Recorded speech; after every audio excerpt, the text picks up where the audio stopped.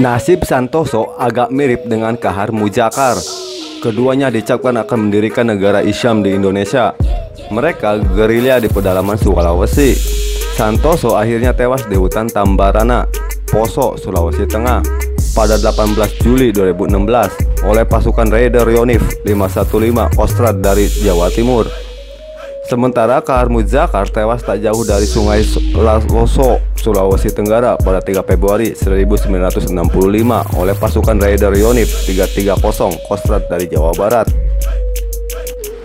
Pembeda penting antara Santoso dan Muzakkar adalah soal pemakaman. Pemakaman Santoso dihadiri ribuan orang pada tanggal 23 Juli 2016.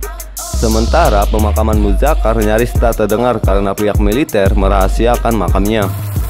Keluarga ataupun pemujanya tak bisa mengantarkan idolanya ke tempat peristirahatan terakhir. Meski demikian, pamor Muzakkar terbilang besar. Anak-anak Muzakkar sukses menjadi politisi di tanah kelahiran Kahar, di Luwu. Ada kesamaan sikap bagaimana menguburkan jenazah para pemberontak, baik Republik Indonesia maupun pemerintah Hindia Belanda jelang abad 20. Makam-makam mereka rata-rata disembunyikan. Tak hanya Kahar Muzakkar, makam Kartosuwirjoyo, pemimpin negara Islam Indonesia, maupun Soumokil, pemimpin Republik Maluku Selatan di masa setelah kemerdekaan Indonesia juga tak diketahui letaknya. Beberapa pemberontak di zaman Belanda memiliki nasib yang beragam. Ada yang makamnya jelas, bahkan ada yang dijadikan tugu peringatan. Tapi ada pula yang tidak diketahui di mana jasadnya disemayamkan. Misalnya Kapiten Jonker yang dihabisi VOC karena dituduh berkomplot dengan bangsawan Banten untuk melawan VOC di Banten. Jonker adalah mitos sekaligus legenda bagi serdadu-serdadu kolonial Hindia Belanda, KNIL, Ambon. Makam Jonker hilang oleh abrasi, tetapi petilisannya berdiri megah berkat para pemujanya.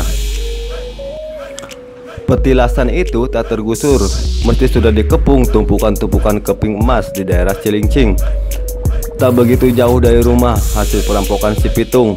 Menurut penduduk setempat, petilasan Jonker pernah dikunjungi petinju Ambon. Mereka berharap kekuatan Jonker bisa masuk ke tubuh sang petinju agar tahap dari pukulan lawan dan mampu merobohkan lawan. Tak jauh dari petilasan Jonker, ada petilasan Mayor Dotulong, seorang tokoh legendaris bagi orang Manado yang jadi serdadu KNIL. Makam Dotulong sendiri sebenarnya ada di Minahasa.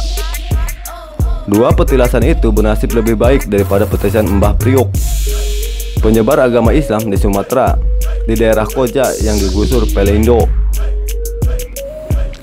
Pada tahun 1700-an, pemerintah kolonial tak menyembunyikan jejak musuhnya. Victor Herberville yang dipacung pada tahun 1721 bahkan dibuatkan tugu peringatan. Tujuannya agar menjadi peringatan bagi semua orang sehingga tidak ada yang coba-coba merebut kekuasaan dari VOC. Tokoh pembangkang berikutnya adalah si Pitung. Makamnya tak jelas, meski ada koran kolonial menulis makamnya di sekitar Pasar Baru yang sudah sangat ramai. Sebagian orang mempercayai makam si Pitung ada di sekitar Kebayoran.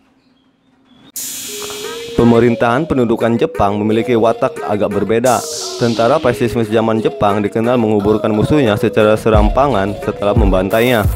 Salah satu pejuang Indonesia yang jasadnya tidak ditemukan adalah Supriyadi.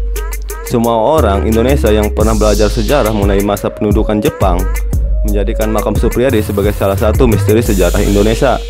Supriyadi diperkirakan dievakuasi diam-diam oleh militer Jepang.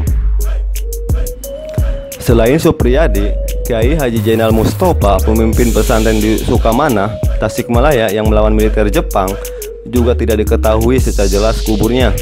Begitupun Ahmad Mukhtar, dokter yang dievakuasi oleh serdadu Jepang setelah dipaksa mengaku mencampur vaksin dengan racun yang menyebabkan tewasnya 900 Romusha di Klender.